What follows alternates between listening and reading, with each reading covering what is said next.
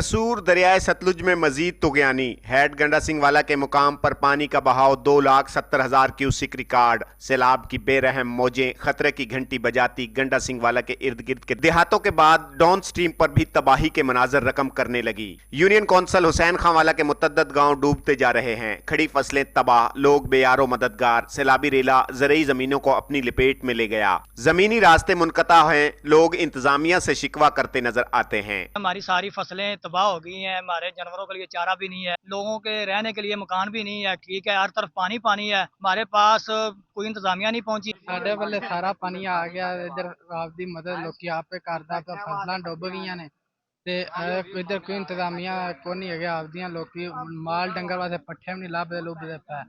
जगह जगह घरों और जमीनों की बर्बादी, हजारों मकीन कठिन हालात में जिंदगी गुजारने पर मजबूर। सैलाब की तबाहकारियों पर गुज़िश्ता रोज तहरीक इंसाफ के सेक्रेटरी जनरल सलमान अकरम राजा भी इंतजामिया पर खूब बरसे। लोग अपनी मदद आपके तहत पानी से निकल कर आ रहे हैं, अपने मवेशियों को बचाने की कोशिश कर रहे हैं। फसलें तो तबाह हो ही चुकी हैं कि कई दिनों से यहाँ पुकार थी कि बंद बनाए जाएं, जेसीपी से आगे जो इलाका है वहां से लोग पुकारते रहे, लेकिन ऐसा ना हो सका।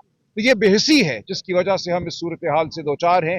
माजी में भी 2023 में 22 में भी तूफान आया, सैलाब आए, कोई पेशबंदी नहीं की गई। इस साल के लिए हमें तैयार होना चाहिए था। हमारे पास सैटेलाइट मौजूद है, अगर पानी का रेला भारत से आ रहा था तो हमें मालूम होना चाहिए था।